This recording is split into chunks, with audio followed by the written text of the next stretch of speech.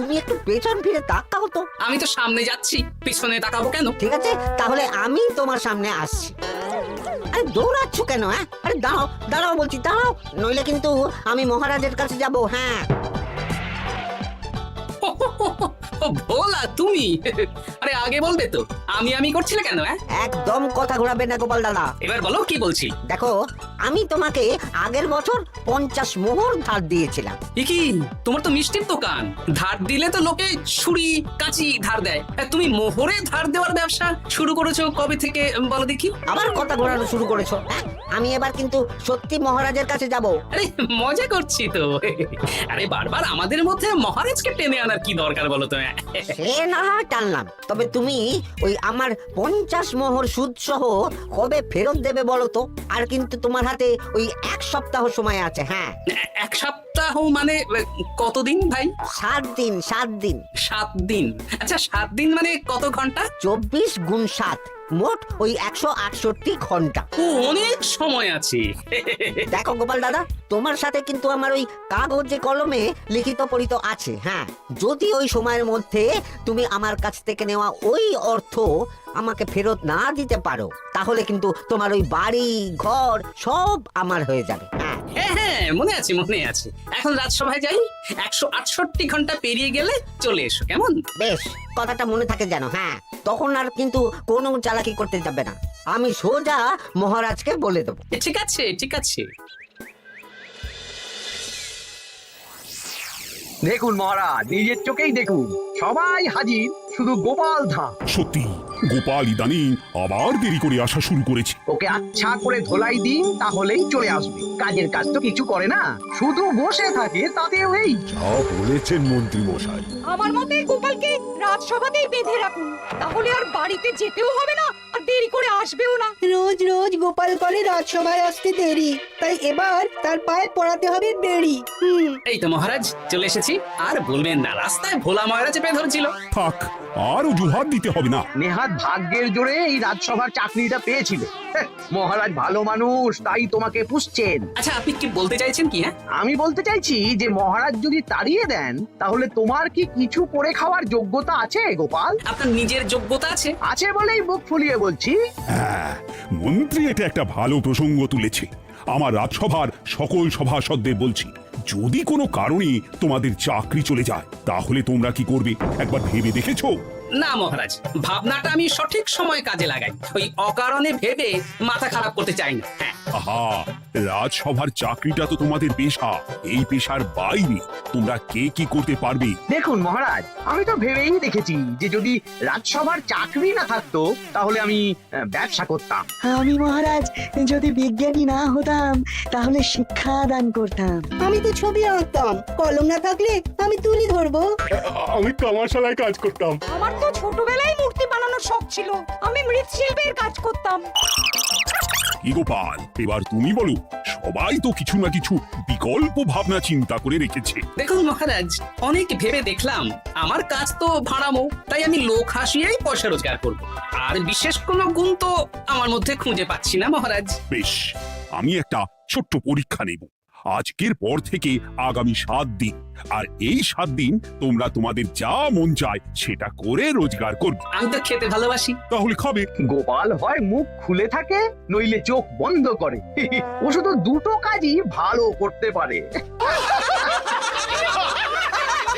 আর 7ম দিনের শেষে বিচার হবে কে কত রোজগার করেছে। যার রোজগার সবচেয়ে বেশি হবে তাকে আমি দেব 100 মোহর উপহার। আর মহারাজ, যে সবচেয়ে কম রোজগার করবে, তার বেতন থেকে আগামী 10 মাস 10 মোহর করে কাটা হবে। কি রাজি তো? হ্যাঁ, রাজি রাজি। আমি জানি যে গোপাল ফুটো করিও রোজগার করতে পারবে না, তাই গোপালই হারবে। বেশ, আর যদি অন্য কেউ হারে? তাহলে আমি নিজের বেতন থেকে তাকে আগামী 10 মাস 10 মোহর করে দেব। ব্যাস, এবার তোমরা কাজে লেগে পড়ো।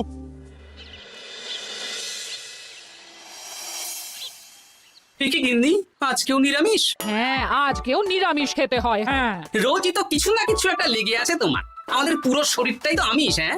তাহলে আমিষ খেতে বাধা কিসের বলো দেখি? বেশি তর্ক করতে হবে না বাপু, তা তোমাকে ডিম বানিয়ে দেবো। না আমি মানুষই, ঠিক আছে গিন্নি। আরে তোমাকে ডিম বানাবো বলেছি নাকি? আমি বললাম তোমার জন্য ডিম বানিয়ে দেবো। জন্যটা তো বলনি তখন। আরে তাড়াতাড়ি দাও, তাড়াতাড়ি দাও। এখন কদিন শুধু খাবো আর ঘুমাবো, 7 দিন ছুটি। ছুটি মানে? সেসব পরে বলবো গিন্নি, যাও গিয়ে ডিম সেদ্ধ বসাও। আরে করছোটা কি? বাড়িতে যা মোহর আছে সব তুলে কোথায় নিয়ে যাচ্ছো? আড়ত বাজারে। কেন কেন? তুমি আড়তে গিয়ে কি করবে? আড়তটাই কিনে নেব। কেন? তাহলে খোলা বাজারের সব ব্যবসায়ী আমার কাছে আসতে বাধ্য হবে, আর আমি ভালো মুনাফা রেখে সব বিক্রি করব। এ কি? রাজবাড়ি সুখে চাকরি ছেড়ে দিলে নাকি? না না না, এখন 1 সপ্তাহ ব্যবসা করে মহারাজের কাছে আমার যোগ্যতা প্রমাণ করব। সব পরে বুঝিয়ে বলবো। হ্যাঁ, আমি আপনাকে সব শিখিয়ে দেব। তাহলে ভাই ওই আগামীকাল সকাল থেকে কাজে লেগে পড়বো, কেমন? তাহলে বুঝতে পারলেন তো যে কি করতে হবে? হ্যাঁ হ্যাঁ জমিদার মশাই, কবিতা লেখা যেমন আমার পেশা, তেমনি চিত্রশিল্প আমার নেশা। তাহলে তো আর কোনো চিন্তাই নেই। আশা করি খুব সুন্দর ছবি আঁকবেন। আপনি 1 সপ্তাহ পর এই মন্দির চিনতেই পারবেন না। এই নিন আপনার জন্য 50 মোহর অগ্রিম। মন্দিরের চিত্রকলা শেষ হয়ে গেলে আরো 50 মোহর দেব, ঠিক আছে? বেশ।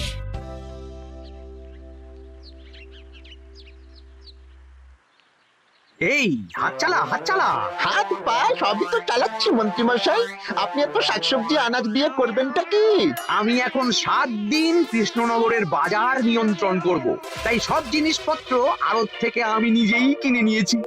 এবার সাধারণ বাজারের দোকানদাররা আপনার কাছে আসবে। কাল সকাল থেকে শুধু মোহর গুনবো।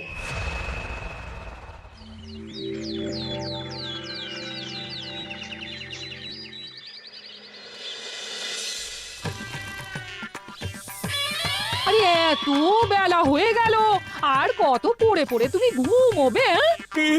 এত লম্বা ছুটি পেয়েছি, এখন তো বিশ্রাম নিতেই হবে গিন্নি। কিন্তু পুকুর ঘাটে গিয়ে তো আমি অন্য কথা শুনলাম। তুমি আবার কি শুনেছো? তোমাদের মহারাজ নাকি বলেছেন আগামী 1 সপ্তাহ তোমরা সকল সভাসদেরা ওই সকল সভাসদেরা নিজের ইচ্ছে মতো কাজ করে রোজগার করব। আমার কাজ তো ভাড়ামো করা, তাই ভাড়ামোর সুযোগ এলে সেটাই করব। কিন্তু যদি সুযোগ না আসে, তাছাড়া যার রোজগার সবচেয়ে কম হবে তার তো বেতন থেকে 100 মোহর কাটা হবে গো। এই খবর পেয়ে গেছো? বাবা, পুকুর ঘাট না পরনিন্দা পরচর্চা কেন্দ্র? হ্যাঁ, ওসব বাজে কথা বাদ দিয়ে কোনো কাজ শুরু করো, কাজ শুরু করো। এরকম গা এলিয়ে শুয়ে থাকলে ভগবান এসে তোমাকে পয়সা দিয়ে যাবে না গো। গোপাল দাদা, ও গোপাল দাদা, বলছি গোপাল দাদা কি খবর গো? এই তো গতকাল তোমার সাথে কথা হলো, আজ একেবারে বাড়িতেই চলে এসেছো। তোমার যা হালচাল তাতে তো মনে হচ্ছে ওই কদিন পরে বাড়িটা আমারই হবে। আর সেই আশাতেই বসে থাকো। এই ভোলাময়রা এসেছে কেন গো? এসব কি বলছে? মা ঠাকুরুন, আপনার কাছে আর কি লুকাবো? বহুদিন আগে গোপাল দাদা আমার কাছে 50 মোহর ধার নিয়েছিল। সেই ধারের থেকে 5 মোহর এখনো আমাকে শোধ করেনি। সে কি? হ্যাঁ, শর্ত অনুযায়ী যদি গোপাল দাদা আগামী ওই 6 দিনের মধ্যে ধার না শোধ করতে পারে, তাহলে এই বাড়ি আমার হয়ে যাবে। তুমি আমাকে এত বড় কথা লুকিয়ে রেখেছো? না আমি বলবো বলবো করে বলা হয়ে ওঠেনি আর কি। এবার আপনি দেখুন গিন্দিমা কি করবেন। ভিটে মাটি ছেড়ে কোথায় গিয়ে উঠবেন দেখুন। কি গো, এতেও তোমার হুঁশ হয় না? ধুর, এই অযথা চিন্তা করো না তো, কিছু না কিছু একটা হয়ে যাবে।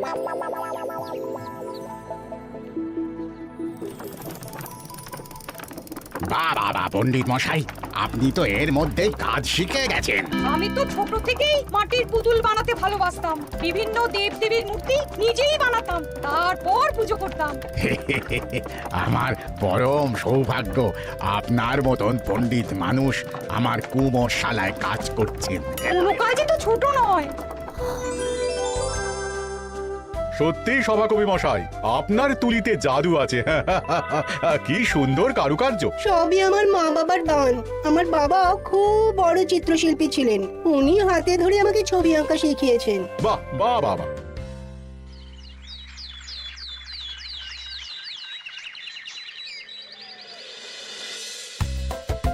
এই যে পুটি, আজকে তো একটা মজার জিনিস শেখাবো। কি জিনিস? নয়ের নামটা তো তোরা পড়েছিস। হ্যাঁ, বল তো। 9 একে 9, 9 দুগুণে 18, 3 9 27, 4 9 36। ঠিক আছে ঠিক আছে, এবার থাম। পুরো মুখস্থ। সে তো বুঝতেই পারছি। এবার মজার জিনিসটা দেখ। 9 কে 9, 9 দুগুণে 18, 18 মানে কি? 1 10 8। হ্যাঁ, এবার 1-এর সাথে 8 যোগ কর, কত হয়? 9 3 9 কত? 27। 2-এর সাথে 7 যোগ করলে কত হয়? 9 36-এর 3-এর সঙ্গে 6 জুড়লে 9। আরে বাস, দারুণ তো। হ্যাঁ, হ্যাঁ, সত্যি বিজ্ঞানী মশাই, আপনি কি সুন্দরভাবে পড়া বোঝান। এটা তো আমার নেশা।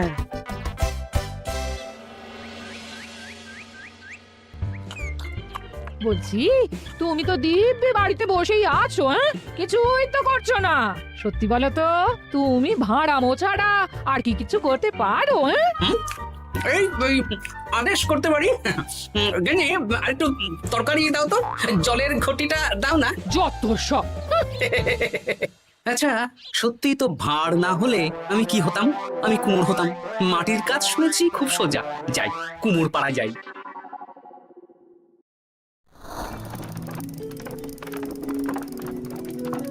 আমার কি সৌভাগ্য, রাজসভার দুজন সভাসদ আমার সঙ্গে কাজ করছে। আচ্ছা, এইভাবে ঘোরাবো? এই যা, হলো না হলো না। এটা কি মুড়ির মোয়া নাকি? দাও, আমাকে করতে দাও, তুমি অন্য কিছু করো।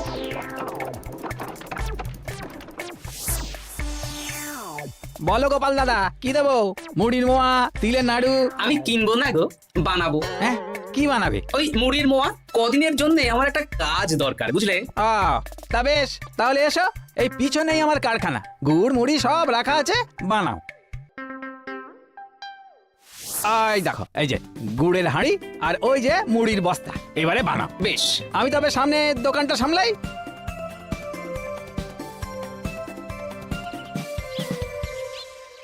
এ কিসের আওয়াজ হলো? আরে আরে আরে, এ কি করলে গোপাল দাদা? আর বলো না, ওই গুড়টা ঢালতে গিয়ে হাঁড়িটা হাত ফসকে পড়ে গেল। এই তুমি যাও তো, তোমাকে কিছু করতে হবে না, যত সব বিপদ বাড়ানো।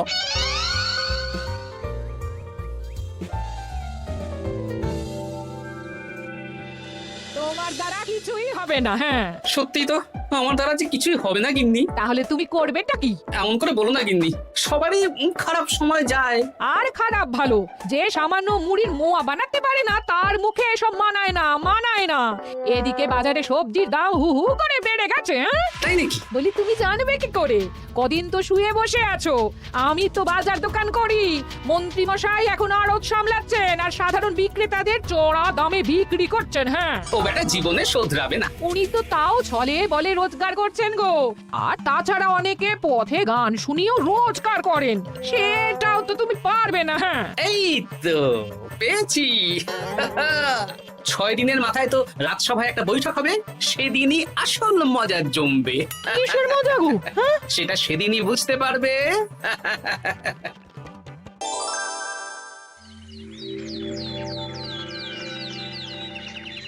তারপর বলো, আজ তো ষষ্ঠ দিন, আজ অবধি তোমরা কে কত কত রোজগার করেছ?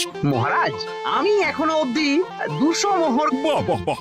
আমি মহারাজ 15 মোহর। হ্যাঁ, আমি 5 মোহর। বিভিন্ন বাড়িতে বাচ্চাদের পড়াচ্ছি, শিক্ষাদান করছি দিনরাত। সেনাপতি, আমি 10 মোহর পেয়েছি, আরো পাবো। আমি 50 মোহর অগ্রিম পেয়েছি, আরো পাবো আগামীকাল। বাহ বাহ বাহ, সবাই তো ভালোই রোজগার করেছো। আর গোপাল, তুমি বলো। মহারাজ, আমি এখনো অবধি কোনো রোজগার শুরু করিনি। আমি আগেই বলেছিলাম, গোপাল একটা কানা করিও রোজগার করতে পারবে না। আসলে মহারাজ, আমি আজ সকালেই আমার প্রতিভা খুঁজে পেলাম। তোমার আবার কি প্রতিভা? আমি ভালো গান গাইতে পারি মহারাজ। আমার ছোট্টবেলার ইচ্ছে ছিল আমি রুদ্ধদ্বার সভা করব, গান গাইবো, আর দর্শক বা শ্রোতারা আমার গান শুনে আমাকে পয়সা দেবে। বাহ বাহ বাহ, তা শোনালে না কেন? আমি চাই আপনারা সবাই আমার বাড়িতে আসুন, আমার গান শুনুন। এই না না না না না, তোমার গান শুনে অর্থ ব্যয় করতে পারবো না গোপাল। যদি শোনাতে হয় তো বিনামূল্যে শোনাও। তুমি ভেবেছো কায়দা করে গান শুনিয়ে রোজগার করবে? সেসব চালাকি কিন্তু চলবে না। না মহারাজ, আমার গান শুনতে আসার জন্য একটা কানা করিও খরচ করতে হবে না। আমি বিনা পারিশ্রমিকে গান শোনাবো। বেশ, তাহলে কবে শোনাবে বলো? এখনই চলুন, শুভস্য শীঘ্রম। আবার যেতে হবে কেন? এখনই শোনাও। আমার আবার নিজের বাড়ি ছাড়া প্রতিভা বিকশিত হয় না। বেশ তো, এই কদিন টানা কাজ করেছি, তোমার গান শুনে মনটা যদি ফুরফুরে হয়ে যায় ভালো তো। চলো গোপাল। আসুন আসুন, সবাই ভিতরে আসুন। আসন পাতা আছে, সবাই বসুন। নাও, এবার গান শুরু করো। দাঁড়ান মহারাজ, আমার গান আমি বাইরের লোককে শোনাতে চাই না। কু কু বাবা, আবার কোকিলের মতন আওয়াজ করছে। কু। নাও নাও, শুরু করো।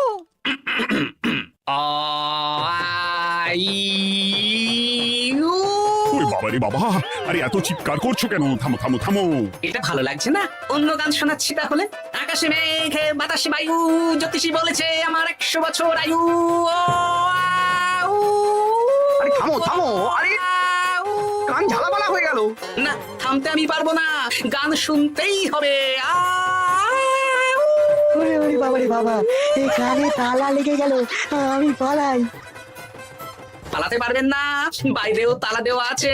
বাইরে তালা খুলতে বলো। বাইরে বেরোতে হলে প্রত্যেককে 100 মোহর দিতে হবে। আমরা তো আগেই বলে দিয়েছি, তোমার গান শোনার জন্য কোনো পয়সা দিতে পারবো না। এটা তো গান শোনার জন্য নয়, বাইরে যাওয়ার জন্য।